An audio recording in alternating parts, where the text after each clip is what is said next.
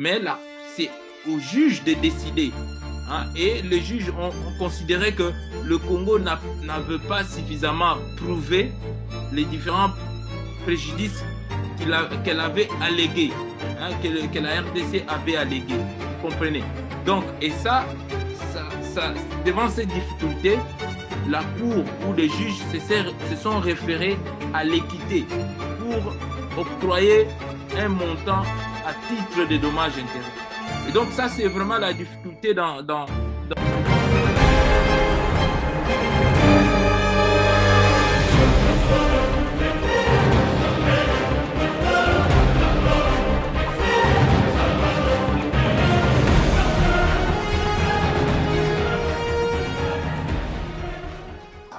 De partout vous nous suivez, soyez le bienvenu dans votre nouveau numéro de votre magazine. Nous recevons depuis Bruxelles, précisément en Belgique, le professeur Eugène Bakama que nous saluons. Professeur, nous vous saluons. Bonsoir, bonsoir à tous les téléspectateurs de l'émission de Saint-Forêt.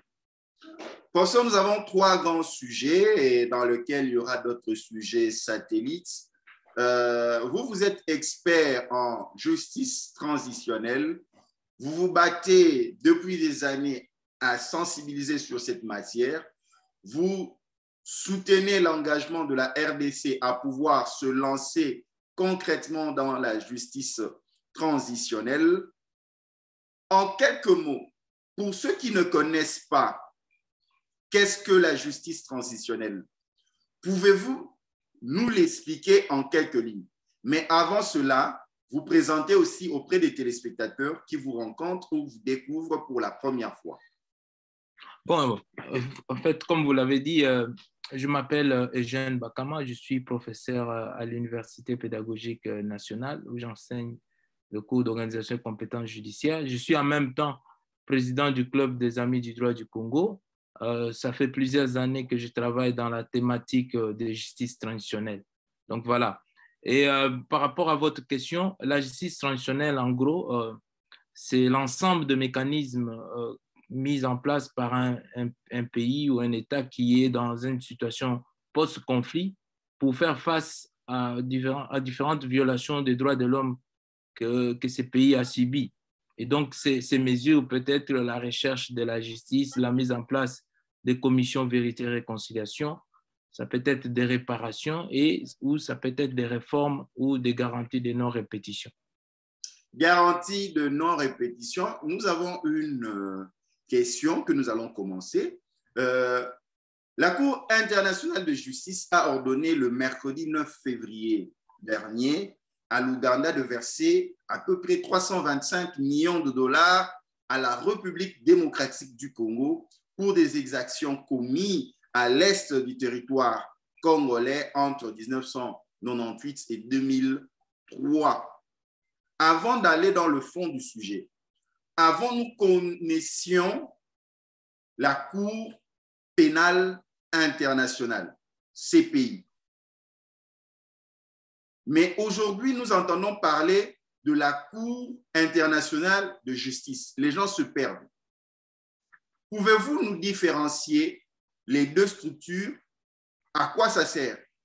Pourquoi ne pas parler de la CPI seulement? Et aujourd'hui, nous parlons de la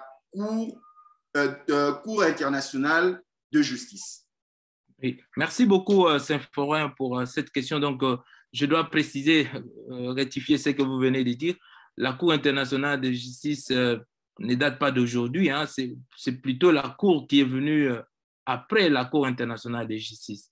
La Cour internationale de justice est une juridiction qui règle les différends entre États, hein, pour essayer de clarifier les choses, pour que les téléspectateurs qui nous suivent puissent comprendre la différence entre la Cour pénale internationale et la Cour internationale de justice. Donc, la Cour internationale de justice est une juridiction qui règle les différends entre États, tandis que la Cour pénale internationale est une juridiction qui a été créée en 1998 à Rome, à la conférence de Rome, et qui est une juridiction pénale qui poursuit les individus.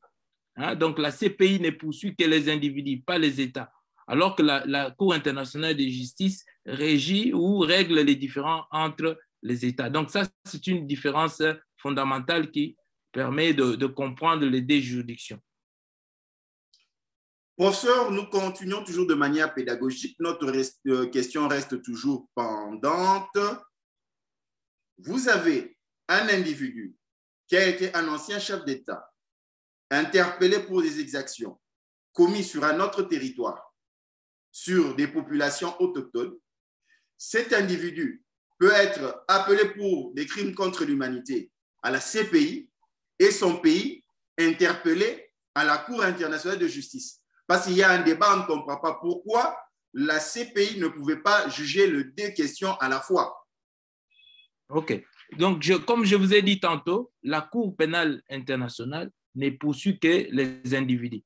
Ça veut dire que si vous êtes, disons, accusé d'avoir commis les crimes qui sont visés dans le statut de Rome, hein, les 4 crimes qui sont visés dans le statut de Rome, à savoir le crime contre l'humanité, les génocides, les crimes d'agression et les crimes de guerre, à ce moment-là, vous pouvez être jugé devant la Cour pénale internationale. Alors qu'ici, au niveau de la Cour internationale de justice, il s'agit, par exemple, s'il y a un conflit frontalier entre des États, hein, admettons que si des États ne s'entendent pas sur une frontière, à ce moment-là, ils peuvent demander à la Cour internationale de justice de régler les différends. Encore faut-il que les deux États aient au préalable reconnu la compétence de la Cour internationale de justice. Pour le cas qui nous concerne, la RDC, vous savez que la RDC et l'Ouganda ont été devant la Cour internationale de justice. Le Congo avait aussi traduit le Rwanda devant la CIJ, la Cour internationale de justice. Malheureusement, le Rwanda n'avait pas reconnu la compétence préalable de cette juridiction. C'est pour cela que la Cour internationale de justice ne pouvait pas entendre le Rwanda. Donc, il était juste question de régler des différends entre le Congo et l'Ouganda parce que l'Ouganda avait reconnu la compétence de la Cour internationale de justice. Nous en venons à la toute première question que nous avons posée, à savoir, la Cour internationale de justice a ordonné à l'Ouganda de verser 325 millions de dollars pour des dommages perpétrés à l'est du territoire congolais. Comment avez-vous reçu cette nouvelle? Est-ce que c'est une avancée significative? Comment les Congolais peuvent intérioriser cette nouvelle de voir que l'Ouganda va pouvoir réparer tant soit peu les crimes qu'elle aurait causés ici en République démocratique du Congo? OK. Bon, c'est une excellente question. Moi, mon opinion personnelle, quand le verdict a été rendu, c'est que en même temps, j'étais un peu partagé par le fait que d'un côté, c'est un motif de satisfaction parce que, évidemment, l'Ouganda, qui a été déjà reconnu coupable dans l'arrêt de la Cour internationale de justice de 2005, hein, parce qu'il faut préciser que donc, en 2005, la Cour avait rendu un arrêt dans lequel elle avait condamné l'Ouganda pour son agression en République démocratique du Congo et que les deux États devraient s'entendre sur le montant des réparations. Malheureusement, les deux États ne se sont pas entendus parce que le Congo demandait à l'Ouganda de verser 13 milliards au titre des dommages-intérêts. Pour la petite histoire, je me souviens quand j'étais en Ouganda en 2010 à la conférence de révision de la Cour pénale internationale du statut de Rome, le président ougandais, en marge de cette conférence, avait dit que même si on vendait la ville de Kampala, ils n'avaient pas le moyen de payer les 10 milliards que le Congo réclamait à l'Ouganda. Donc, c'est pour vous dire qu'il y a eu des négociations entre les deux États qui se sont malheureusement soldées par un échec parce qu'ils ne se sont pas entendus sur le montant des réparations. Et dans l'arrêt qui a été rendu en 2005, c'était prévu que si les deux États n'arrivaient pas à s'entendre sur le montant des réparations, il devait revenir à la Cour et la Cour devrait trancher. C'est ce qui a été fait. Et donc, la Cour a rendu son arrêt le 9 février, comme vous l'avez indiqué, 2022. Et donc, au titre de cet arrêt, la Cour a décidé que l'Ouganda devrait verser 225 millions de dollars au titre des dommages-intérêts. Moi, je considère cette décision ou cette somme comme étant dérisoire. Dérisoire par le fait que quand on voit la somme que le Congo avait exigée et ce que la Cour a décidé, on voit bien qu'il y a vraiment, c'est 30 fois moins que ce que le Congo avait demandé. Donc, mais en même temps, il faut dire que c'est un motif de satisfaction parce que l'Ouganda devra payer 325 millions de dollars au titre de dommages-intérêts. Il faut rappeler qu'il y avait 3 types de dommages qui ont été reconnus par la Cour. C'est notamment les dommages aux personnes, les dommages aux biens et les dommages aux ressources liées relatifs aux ressources naturelles. Donc voilà, on peut dire que nous sommes à ce stade, c'est une décision qui est sortie et je pourrais donner quelques éléments sur l'analyse sur le fond, mais à première vue, je peux vous dire que pour moi, la somme qui a été exigée à l'Ouganda est une somme dérisoire. Une question que les publics se posent, ceux qui nous suivent maintenant à l'instant même, ils voudraient comprendre comment on arrive à évaluer le montant à indemniser, comme vous l'avez dit, à tous les 3 niveaux des indemnisations qui devaient être faites. Y avait-il une assurance? Y avait-il une évaluation? Comment s'est déroulée la cotation pour arriver à dire il faut tel montant et pas tel autre montant?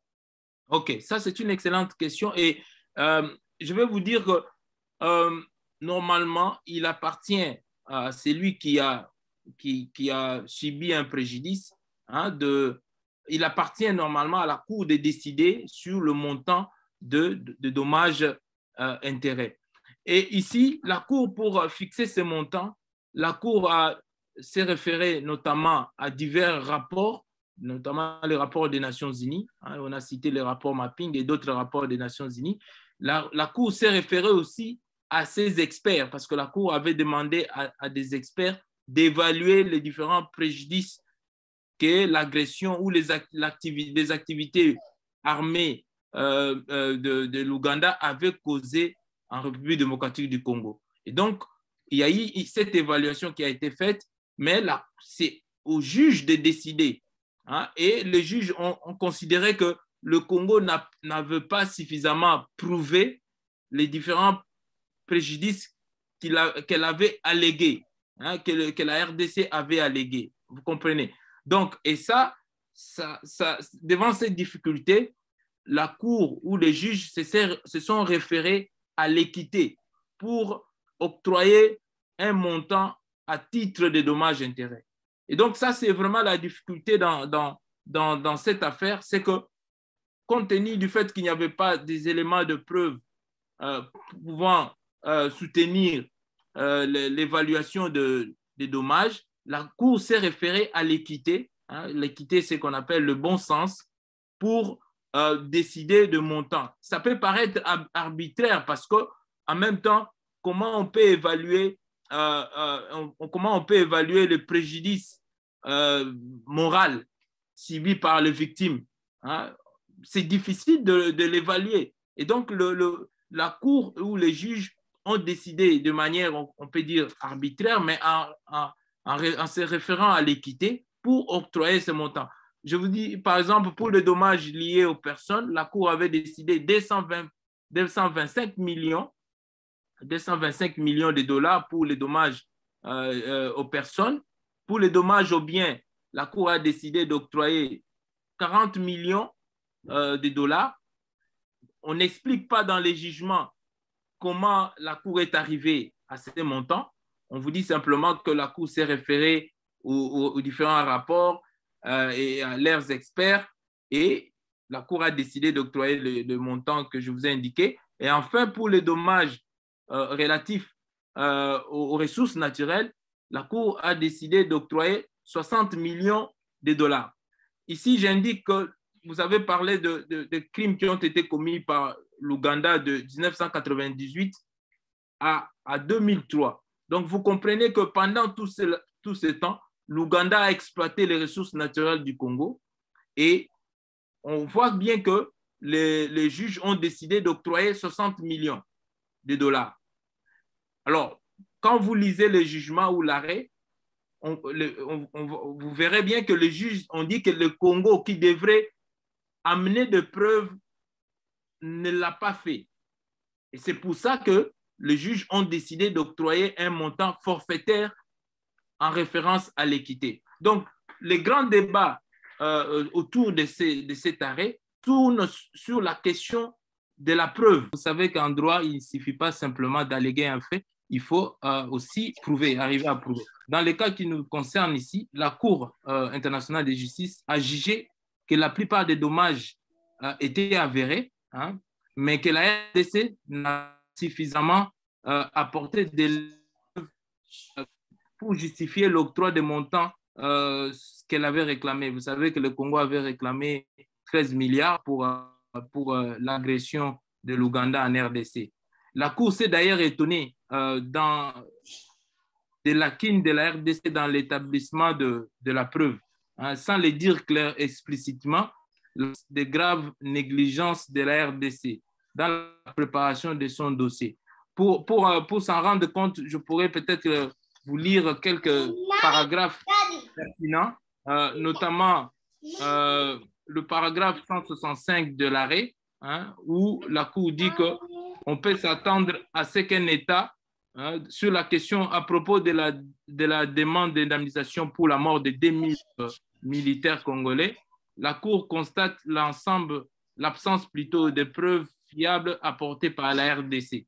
Et la Cour dit ceci: l'on peut s'attendre à ce qu'un État possède au moins des registres minimaux de ses propres forces armées, notamment des soldats tués au combat. Donc, vous voyez, avec ces paragraphes, vous comprenez que la Cour est en train de mettre en avant le fait que le Congo n'a pas apporté des éléments de preuve, y compris pour ses propres militaires, ce qui constitue un problème. De même, en ce qui concerne les dommages causés à la société d'électricité, la SNEL, allégué par la RDC, la Cour dit la SNEL, en tant que service public assurant un service public, est soumise à un contrôle particulier des autorités congolaises, lien avec le gouvernement, et notamment du fait que ces derniers est probablement en possession des documents pertinents. L'on aurait pu s'attendre à ce que la RDC produisit quelques preuves étayant sa demande à la Cour. Dans ces conditions, la Cour estime que la RDC n'a pas satisfait à la charge de la preuve lui incombant s'agissant de la réclamation relative aux dommages subis par la SNEL. Donc ça, c'est le paragraphe 225, toujours de l'arrêt. Donc, vous voyez, donc, à travers ces deux exemples, vous comprenez, il y a eu un problème de preuve qui s'est posé. Donc, la RDC aurait dû prouver suffisamment de dommages. Cependant, la Cour n'ignore pas que dans des cas, dans cette situation des crimes, il est souvent difficile de recueillir tous les éléments de preuve, hein. Donc, on parle de faits qui datent de plus de 20 ans, hein. Donc, la Cour reconnaît que la RDC a dû faire face à des difficultés pour recueillir les éléments de preuve. Mais toutefois, la Cour note que la RDC aurait pu, depuis 2005, parce que c'est forain, le premier arrêt a été rendu en 2005. Hein, donc, l'arrêt qui condamnait l'Ouganda pour son agression date de 2005. Et la Cour dit que la RDC aurait pu, depuis 2005, hein, donc de la date du prononcé de l'arrêt, recueillir davantage de preuves pour étayer ces allégations. Donc, ce qui n'a pas été fait. Donc, quelque part, on peut dire qu'il y a eu négligence.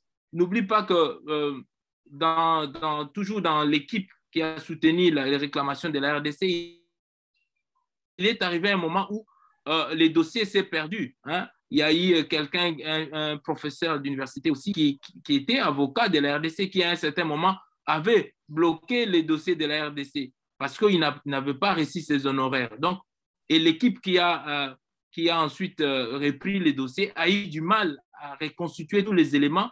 Et ça peut être un élément qui explique un peu le fait que la RDC a eu du mal à prouver suffisamment les dommages qui ont été causés par l'Ouganda. Donc, c'est ce que je peux dire par rapport à votre question. L'Ouganda était en guerre en République démocratique du Congo avec le Rwanda. La question des téléspectateurs, de tous ceux qui nous suivent, des internautes, est de comprendre comment les mécanismes internationaux qui disent le droit ne peuvent pas implicitement sanctionner, par exemple, le Rwanda parce que les exactions qui ont été commises, l'Ouganda ne l'a pas fait seul, c'est à la suite d'un affrontement avec un autre pays. Comment ces structures internationales n'arrivent pas ou ne créent pas des mécanismes pour imputer directement, sans que cet autre État ait reconnu ou ait signé l'accord d'appartenance ou de reconnaître la légitimité de telle ou telle autre structure internationale de justice, de pouvoir être sanctionné, par exemple. Nous avons eu le cas avec l'OTAN qui a dû intervenir pour d'autres pays qui n'étaient pas membres de l'OTAN, mais faisant partie de l'Europe parce que c'était un problème touchant l'Europe. C'est vrai, toute comparaison n'est pas raison, mais nous avons donné un peu cette lumière-là pour dire qu'il y a des pays qui n'appartiennent pas à des structures, mais comme la situation ou la crise est liée à l'un des membres de ces structures, implicitement, ils sont obligés de pouvoir agir. La réponse à votre question est simple. Je vous ai dit qu'en droit international, ce sont des règles qui sont bien établies. Okay? Et ici, le Rwanda n'a pas reconnu la compétence de cette cour parce qu'il faut une reconnaissance préalable de l'État pour que les différences soient connues par la cour ou l'instance internationale. Dans le cas d'espèce, le Rwanda n'avait pas reconnu la compétence préalable de la Cour internationale de justice. Donc, c'était clair que la Cour ne pouvait pas connaître des faits commis par le Rwanda. C'est pour ça que seul l'Ouganda a été traduit devant la Cour internationale de justice. Ce sont des règles, donc on ne peut pas aller au-delà de ces règles-là. Donc, sur le plan de la justice, le Rwanda ne sera jamais poursuivi pour des crimes commis en République démocratique du Congo. Par la Cour, l'affaire ne peut pas être connue devant la Cour internationale de justice. Par ailleurs, il faut indiquer que pour des crimes commis par les officiels rwandais en République démocratique du Congo, la Cour pénale internationale est compétente. Parce que pour que la Cour soit compétente pour connaître d'une affaire, il faut premièrement que les faits soient commis sur le territoire d'un État parti au statut de Rome, donc un État qui a ratifié le statut de la Cour pénale internationale, ou que le crime soit commis par un ressortissant d'un État parti. Je vais vous donner un exemple pour illustrer cela. Si les militaires du Royaume-Uni ou de l'Angleterre commettent des crimes, par exemple en Irak, un État qui n'a pas ratifié le statut de Rome, étant donné que ce sont des militaires de Grande-Bretagne, et alors que le Royaume-Uni fait partie des États partis au statut de Rome, à ce moment-là, la Cour pénale internationale peut connaître de ces faits-là. Donc, pour revenir à votre exemple, les officiels rwandais qui ont commis des crimes au Congo peuvent être poursuivis pour ces crimes qui ont été commis au Congo, même si le Rwanda n'a pas ratifié le statut de Rome. Maintenant, la seconde paire de manches, à quoi va servir cette somme de 325 millions de dollars? Comment devrait se répartir la répartition pour la réparation effective des crimes? Parce que c'est là où les Romains vont s'empoigner?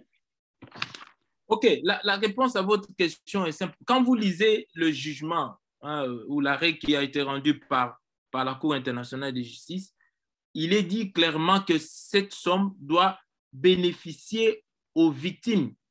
OK?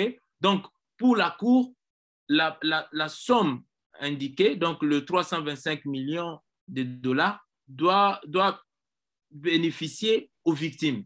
Donc, il sera question, il s'agira pour le Congo de s'organiser, de mettre en place un fonds d'indemnisation pour les victimes pour que ces victimes puissent avoir droit aux réparations. D'ailleurs, dans le jugement, le Congo avait déjà indiqué la mise en place d'un fonds au profit des victimes et ces fonds devraient être alimentés par cette somme. Et dans l'arrêt, il a été jugé que l'Ouganda devait commencer déjà à verser une première tranche à partir du 1er septembre 2022 de cette année, donc en raison de 65 millions de dollars. Et donc, cette somme devra bénéficier devra plutôt être, cette somme devra être, comment dirais-je, amenée à couvrir tous les préjudices subis par les victimes. Et donc, mais la question qui se pose aujourd'hui, c'est que vous savez que le Congo et l'Ouganda ont eu une coopération militaire avec l'intervention de l'armée ougandaise à l'est de la RDC. La question qui se pose, c'est que l'Ouganda aura aussi à demander une facture à la RDC pour son intervention militaire. Et donc, les risques, c'est que l'Ouganda ne paye pas la somme indiquée par la Cour en disant que voilà, nous avons une intervention militaire sur le territoire du Congo et donc on va faire une compensation. Vous comprenez? Et ça va être un problème pour les victimes parce que le montant qui a été décidé par la Cour doit être alloué aux victimes. Et donc, il ne devait pas y avoir de compensation. Deuxième possibilité, c'est que l'Ouganda peut payer et en même temps, l'Ouganda aura à donner au Congo une facture par rapport à son intervention. Donc, il est à craindre que la facture que l'Ouganda va nous donner par rapport à son intervention militaire puisse être aussi salée. Donc, c'est ça le risque qu'il y a aujourd'hui. Par là, que doit faire la diplomatie congolaise? Que doit faire le gouvernement congolais? Et par retruchement, que doit faire le chef de l'État? Parce qu'il y a aussi sa population qui doit avoir une sécurité garantie. Et lorsqu'il y a des exactions qui ont été commises sur cette population, pouvoir demander réparation. Et sur base de cela, comment doit se comporter la diplomatie congolaise, par exemple, face au Rwanda? Plutôt face à l'Ouganda? Bon, écoutez, donc il faut dire que moi, je ne suis pas dans le cœur de la diplomatie, je ne saurais pas vous dire, mais en tant qu'analyste, je vais vous donner mon avis personnel. Je pense qu'on a intérêt à ce que les victimes puissent obtenir réparation parce que la décision de la Cour internationale de justice vise à réparer le préjudice que l'Ouganda avait causé aux populations congolaises. Et donc, pour moi, je pense que la mise en place de ces fonds, fonds d'indemnisation, devra servir à mettre en place des programmes de réparation pour ces victimes. Cependant, de l'autre côté, il ne faut pas nier que le Congo devra entretenir de bonnes relations avec le pays voisin, notamment l'Ouganda. Et l'Ouganda a accepté de venir sur invitation actuelle du gouvernement actuel au Congo pour mener des actions contre les rebelles, notamment les ADF. Et il faudrait envisager un dialogue entre les deux pays pour que d'un côté, l'Ouganda puisse s'acquitter de son obligation, parce qu'il s'agit d'une obligation, parce que quand vous lisez l'arrêt, il est dit que si l'Ouganda n'arrivait pas à payer cette somme, il y a l'intérêt de 6% qui est prévu en cas de non-paiement. Donc, il va falloir qu'il y ait des discussions entre les deux États pour arriver à trouver un terrain d'entente d'un côté pour que l'Ouganda puisse payer et en même temps, nous serons obligés d'attendre la facture que l'Ouganda va nous donner au moment opportun par rapport à son intervention militaire à l'est de la RDC. Nous sommes en train de continuer notre programme ici avec le professeur Eugène Bakama depuis Bruxelles en Belgique. Vous le savez, très chers téléspectateurs, de partout où vous nous suivez, l'Ouganda a été ordonné par la Cour internationale de justice de pouvoir verser la somme de 325 millions de dollars comme dommages et intérêts au préjudice commis en RDC dans sa partie Est et c'était dans la période allant de 93 à 2000. Professeur, nous sommes en train d'avancer. Comment va se passer le mécanisme de virement de fonds? Il faudrait qu'il y ait une authentification de la Cour internationale de justice pour valider que non, les fonds ont réellement été payés, ou bien c'est par palier, on paye la première partie, deuxième, troisième. Comment ça se passe, vous qui êtes expert dans ce domaine-là? Oui, mais la Cour a décidé que cela se fasse de 2022 donc jusqu'à 2026 par tranche. Ça veut dire que la première tranche devait être payée le 1er septembre 2022, donc à hauteur de 65 millions de dollars. Donc, les deux États, certainement, vont s'entendre sur la modalité de virement de cette somme, mais il a été clairement décidé que ça va être par palier, par tranche. Donc, 25 millions, plutôt 65 millions le 1er septembre. Donc, chaque année, l'Ouganda devra payer cette somme de 65 millions jusqu'en 2026 pour totaliser le montant de 325 millions. Une autre préoccupation, est-ce que la Cour aura droit à une commission sur ce montant? Non. La Cour déjà s'est dessaisie du dossier parce que pour l'instant, la Cour a estimé que voilà, son rôle s'est arrêté là. Donc, elle a évalué le préjudice. Elle a demandé à l'Ouganda de payer la somme de 325 millions. Donc, il appartiendra maintenant aux deux États d'entrer en contact pour le... Et la Cour a même décidé qu'en cas de non-paiement, c'est le 6%. Donc, pour l'instant, on peut dire que la Cour ne reçoit pas des honoraires, non. Pardon? La Cour ne reçoit pas des honoraires, non, de la RDC. Non, il y a des frais de justice que les deux États ont payés, c'est tout. Hein, les deux États ont honoré les frais de justice et l'affaire s'arrête à ce niveau-là. Donc maintenant, il appartiendra aux États juste de l'Ouganda plutôt d'honorer la facture ou la décision de la Cour. Pour ça, nous sommes en train d'avancer. Vous le savez, le chef de l'État, son mandat a pris fin à la tête de l'Union africaine. Selon vous, quel bilan pouvez-vous faire du mandat du chef de l'État à la tête de l'Union africaine? Elle était bonne, mauvaise ou bien Bon, je vais donner un avis personnel. Je vais dire simplement que, vous savez, les contextes dans lesquels le président de la République avait pris ses mandats. Donc, nous étions en plein Covid. C'était un contexte difficile et il fallait s'attendre à ce qu'il n'y ait pas grand-chose par rapport au mandat. Et c'était un mandat d'une année, dans une période où, avec le Covid, donc, c'était difficile d'arriver à produire des résultats. Et je pense que, et aussi, cela n'a pas été facilité par les reculs démocratiques en Afrique. Vous savez que nous avons connu pas mal de soucis en termes de recul démocratique, notamment dans l'Afrique de l'Ouest, en Afrique de l'Ouest, avec les différents coups d'État qu'il y a eu.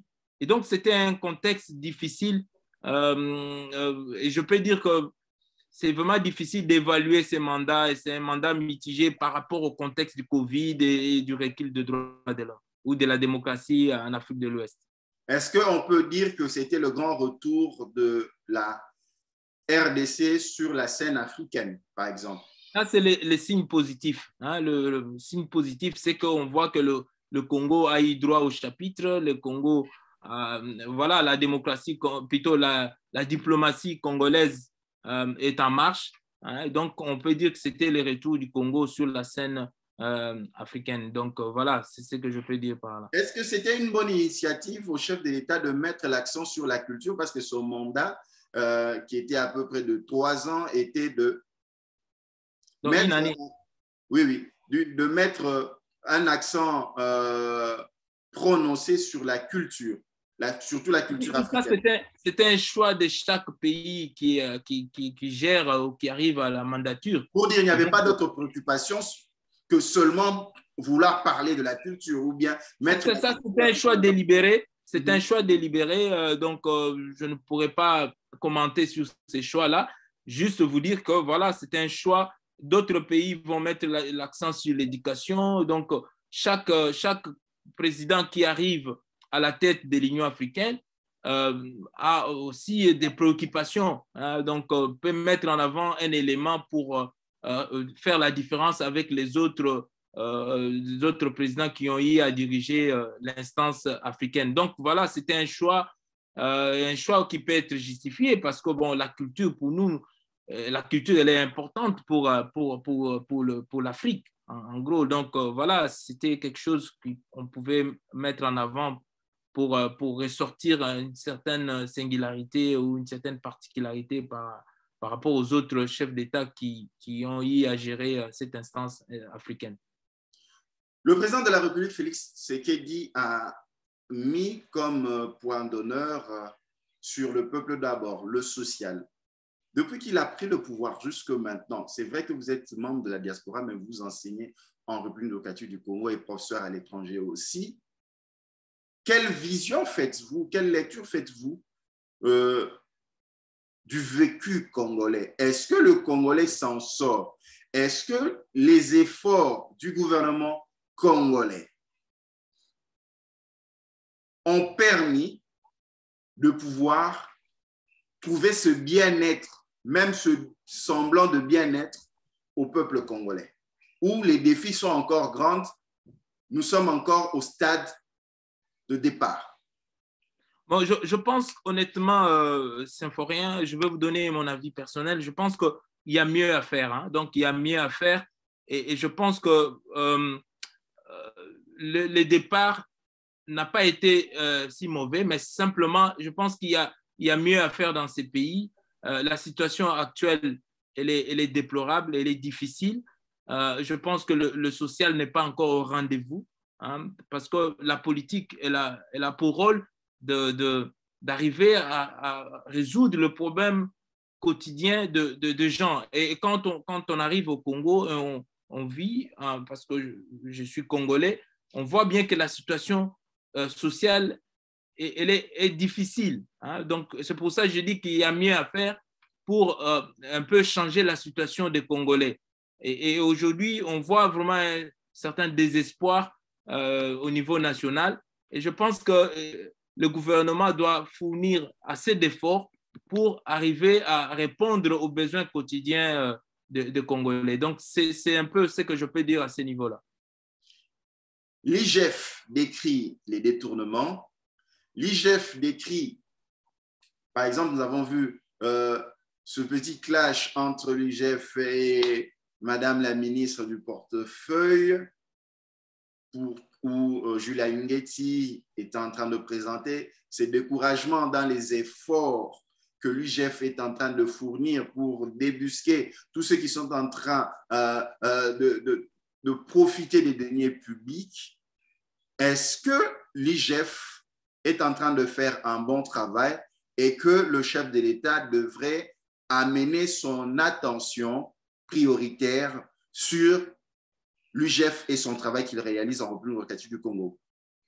Bon, oui, on peut dire que l'IGF a jusque-là fourni un travail extraordinaire parce qu'aujourd'hui, on voit bien que les mandataires ont compris qu'il y a la présence de l'IGF et qu'aujourd'hui, l'IGF est en train de faire peur à ces mandataires qui s'adonnaient à des mégestions, à la corruption. Donc ça, c'est quelque chose qui est encouragé. Mais cependant, au-delà de la présence de l'IGF, il faut que la justice puisse suivre aussi. Parce qu'il ne s'agit pas simplement de dire qu'il y a tel qui a détourné de moyens de l'argent. Il faut absolument que justice soit faite. Et aujourd'hui, on est en train d'assister à une certaine désolation. Donc, quelque part, on voit que les personnes qui ont été poursuivies, la plupart sont sorties de la prison et on se pose, les Congolais lambda se posent des questions par rapport à cela et se demandent si on a reconnu que tel avait détourné de fonds, comment se fait-il qu'aujourd'hui ces personnes sont à l'extérieur, ils ne répondent pas voilà, ils ne sont pas en prison. Donc ça, c'est quelque chose qui est déplorable. Donc, je dis que l'IGF fait un bon travail, mais au-delà de ça, il faut que la justice puisse suivre. Et puis, il faut qu'on arrive aussi à recouvrer ce que ces gens avaient détourné. Parce que, bon, on va nous dire on a détourné, parce qu'au Congo, comme vous savez, on ne détourne que des millions de dollars. Bon, on a détourné tel montant. Il faudrait qu'on soit en mesure de recouvrer même 90% de ces montants-là, ce qui n'est pas fait actuellement. Donc, ces gens-là qui ont détourné des millions de dollars, voilà, qui vont les garder dans des banques ou dans des paradis fiscaux. Et voilà, demain, quand ils vont sortir de la prison, ils vont récupérer leur argent. Donc, voilà, donc c'est ce qui est déplorable. Et je pense qu'il y a un vrai travail qui doit être fait au niveau de la justice pour que la justice puisse accompagner le travail de l'IGF. Quelle analyse faites-vous de la situation de Vital Kamerhe, l'ancien directeur de cabinet du chef de l'État, qui a payé une caution de 500 000 dollars et aujourd'hui se retrouve à l'étranger pour de soins appropriés, connaissant tout ce qu'il y a eu avec l'affaire 100 jours?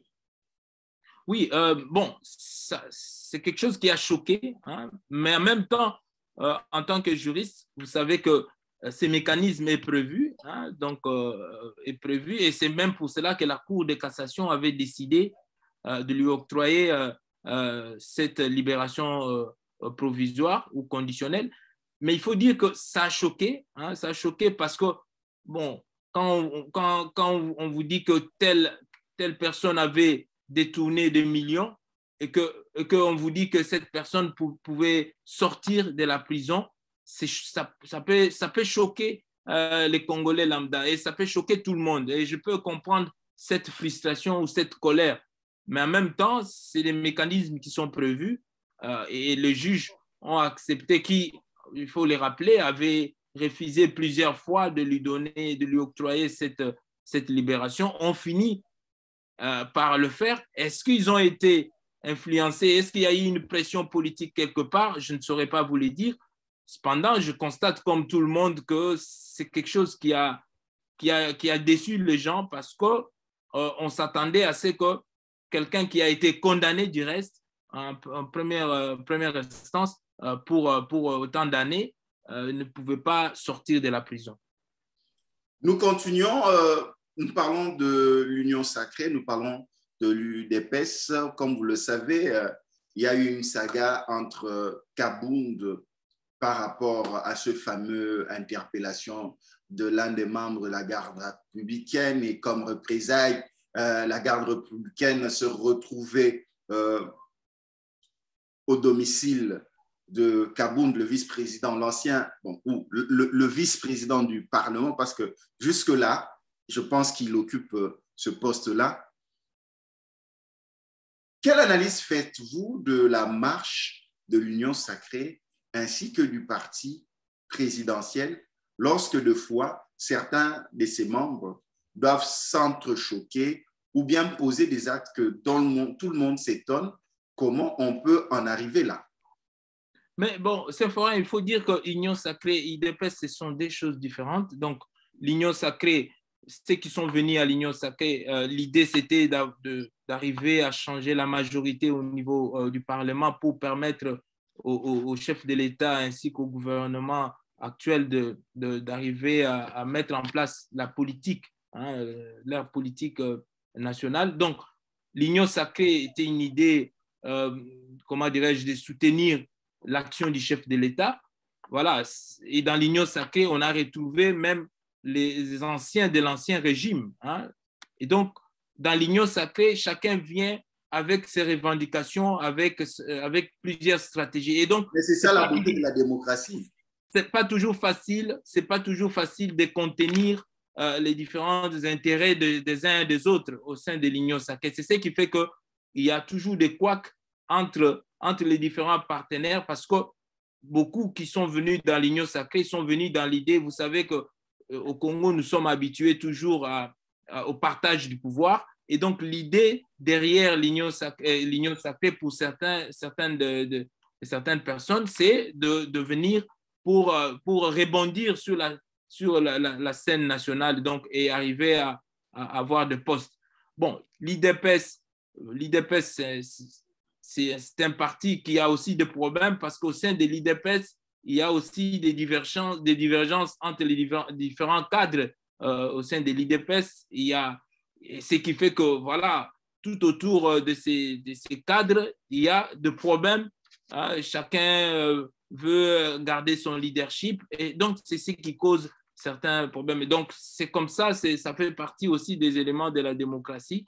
Et donc voilà, mais je vais dire par là simplement que Kabound, c'est un pion majeur. Hein. Vous savez que Kabound à un certain moment tenu le parti, l'IDPS, à l'absence du président fait Étienne Tshisekedi. Donc c'est quelqu'un qui a quand même eu le mérite de conduire ces partis à bon port. Donc, on peut quand même lui reconnaître cela.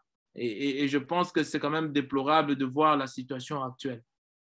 C'est quand même déplorable de voir la situation actuelle et l'opposition, comme vous le voyez, incarnée par Martin Fayoulou, Mouzitou, incarné par des jeunes politiciens comme Seth Kouni, et aujourd'hui, il ne s'en cache plus, Moïse Katumbi. Est-ce que nous pouvons dire qu'ils ont cette légitimité à proposer autre chose à la population congolaise?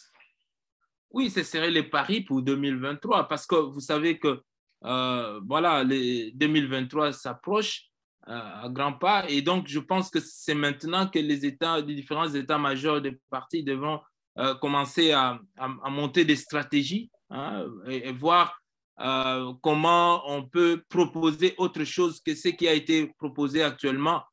Et c'est même ça, les combats démocratiques, c'est que chacun doit venir avec des idées, avec des propositions concrètes pour arriver à vendre cela à la population congolaise. Je rappelle que je vous ai dit que le constat, c'est que le pays va très mal. Hein, on le voit, la situation socio-économique du pays est difficile. Et voilà, c'est vrai qu'il y a des facteurs qu'il faudrait mettre en avant pour changer la situation. C'est peut-être celui qui va amener la bonne recette et que si cette recette trouve écho au niveau de la population, et donc on verra bien si réellement la population aura donné raison ou plutôt voté pour celui-là. Donc, je peux dire que pour l'instant, chacun devra monter des stratégies pour arriver à montrer à la population congolaise la bonne recette pour sortir le pays de la situation actuelle. Et quel est le rôle de l'Église, notamment l'Église catholique, qui voit de l'autre manière, la manière de gérer le pays? Nous l'avons vu avec les animateurs de la CENI, nous avons vu les sorties médiatiques, même au moment des prêches du cardinal Ambongo. Est-ce que l'Église devrait être ce sage au milieu du village pour pouvoir orienter les politiciens, la société congolaise vers la bonne voie, ou bien ne plus être partisane, par exemple, comme on le dit, les animateurs de l'Église catholique seraient plus penchés vers l'amouka, vers l'opposition? Oui, mais c'est pour rien, il faudrait aussi recadrer les choses. Hein. En 2000, il faut revenir en arrière pour comprendre un peu la situation. En 2016, nous sommes dans une période où les élections n'ont pas été organisées. Hein. Nous avons vu que l'Église a pris parti, hein, comme toutes les couches de la population, pour qu'il n'y ait pas un troisième mandat. Hein. Et tout le monde a applaudi la position de l'Église. Pourquoi aujourd'hui, si l'Église prend position par rapport à la situation actuelle, pourquoi on doit critiquer en disant que l'Église ne peut pas, l'Église doit rester au milieu du village? L'Église fait partie de la communauté. Hein? Et donc l'Église peut, si les choses ne vont pas dans le bon sens, l'Église peut sonner, comme on dit, la sonnette d'alarme. Moi, je ne vois pas de problème si l'Église peut à chaque fois rappeler à l'autorité que voilà, ce que vous faites ne va pas dans le sens de l'intérêt national ou des préoccupations de la population congolaise. Donc, je pense qu'à un moment, il faudrait qu'on soit lucide. Si on veut vraiment que le pays puisse avancer, il faut accepter des critiques, hein, notamment des critiques constructives, hein, qui peuvent amener au développement du pays. Et donc, il ne faudrait pas commencer à critiquer l'Église parce qu'aujourd'hui, l'Église est en train de prendre une position. Lorsque certains, par exemple ceux du pouvoir, pensent que l'Église ou une frange radicale de l'opposition inciterait la population à la haine tribale, à la fixation, par exemple, sur le chef de l'État et son clan. Non, là je pense qu'il y a un moment, s'il y a des idées de haine derrière cela, il faut les condamner. Ça, évidemment, je suis d'accord, hein, pour condamner ces idées. Mais je me dis que l'Église doit jouer un rôle. L'Église vit dans la société. L'Église ne peut pas accepter que la population puisse couper dans la misère ou dans la situation difficile. Donc, l'Église ne va pas croiser les bras. Si l'Église a empêché Joseph Kabila en 2016 d'aller dans le sens du troisième mandat, voilà, tout le monde a applaudi. Aujourd'hui, pourquoi l'Église doit se taire?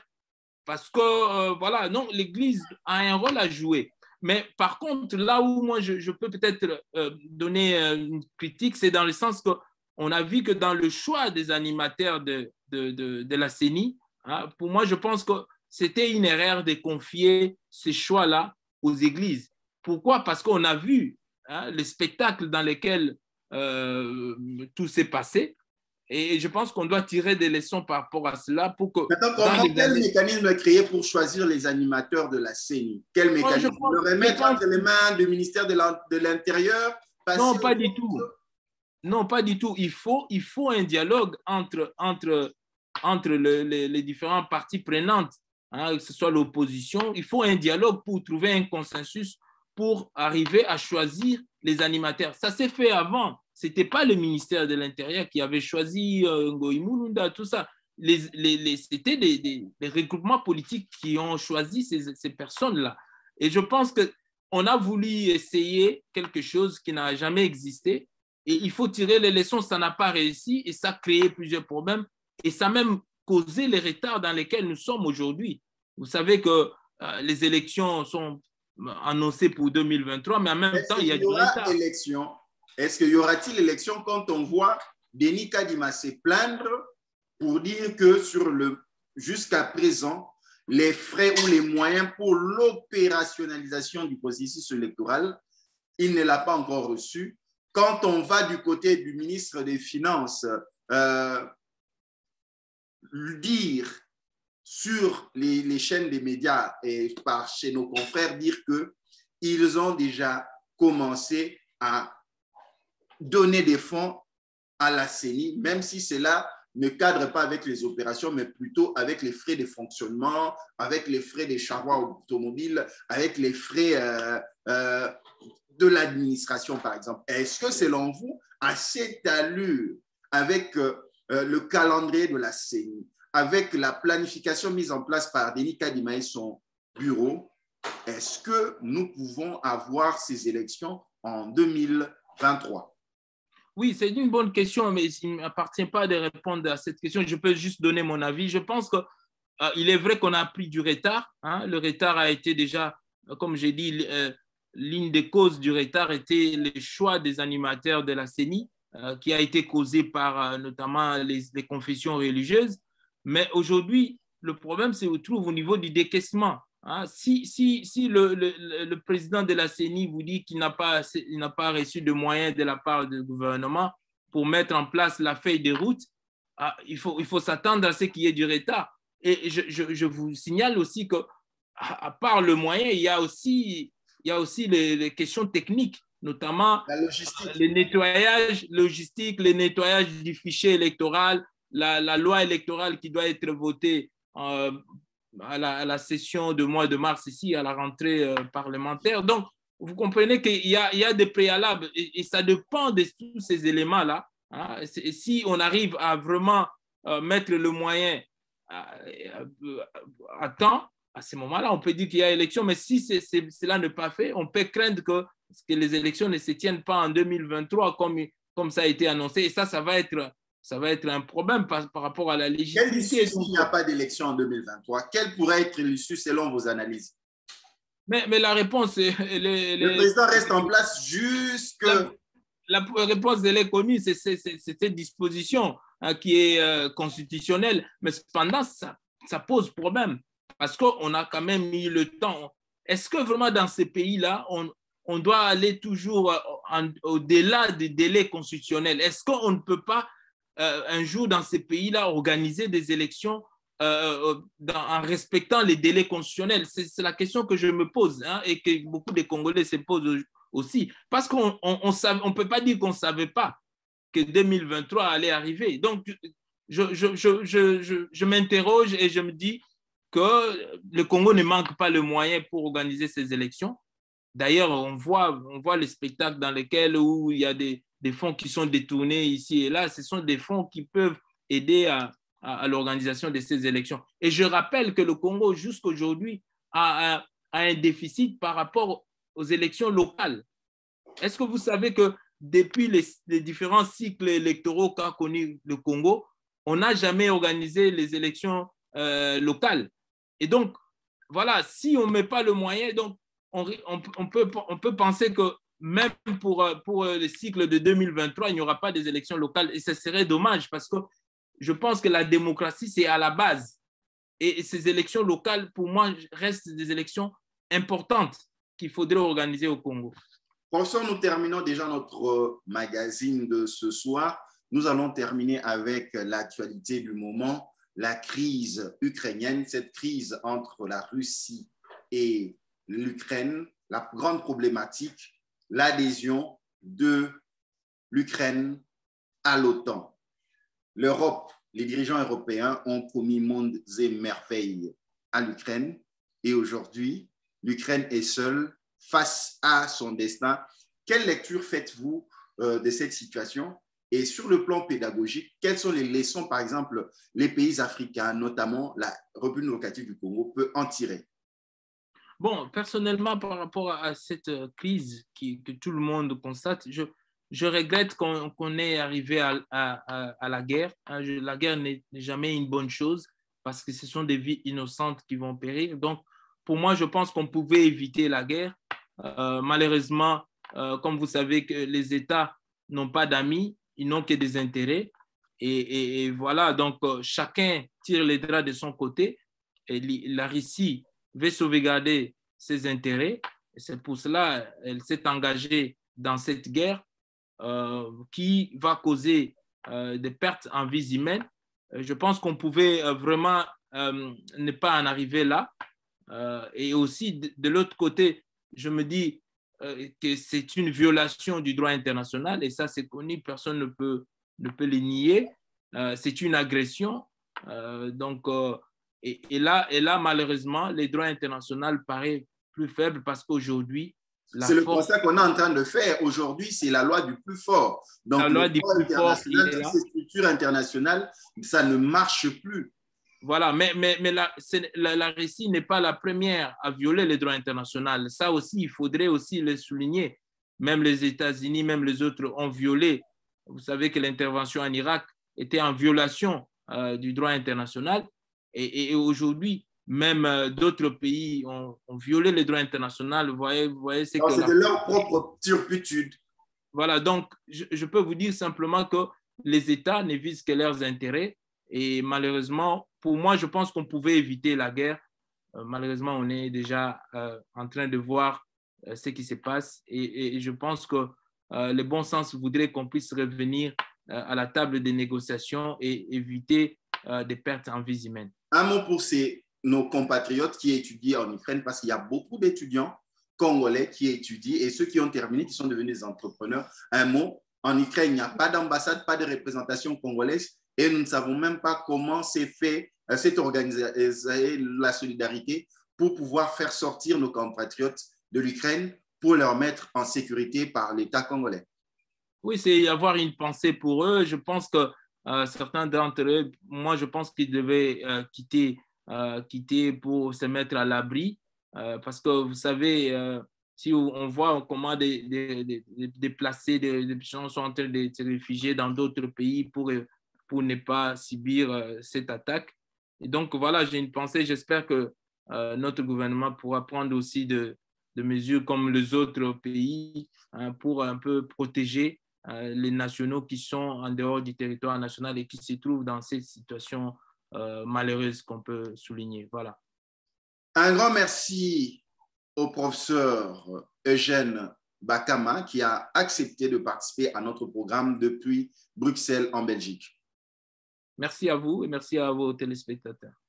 Merci de nous avoir suivis. Nous avons reçu pour vous le professeur Eugène Bakama avec qui nous avons échangé sur un point essentiel, à savoir l'Ouganda a été sommé par la Cour internationale de justice de pouvoir verser 325 millions de dollars pour les dommages et intérêts causés en République démocratique du Congo dans la période de 1998 et 2003. Et pour ce faire, nous avons reçu un expert dans cette question de justice transitionnelle pour nous éclairer sur ces sujets. Merci de nous avoir suivis. Vous nous suivrez ici aux États-Unis ainsi qu'à Kinshasa et partout dans le monde et aussi à Bruxelles. Que Dieu vous bénisse. À la prochaine.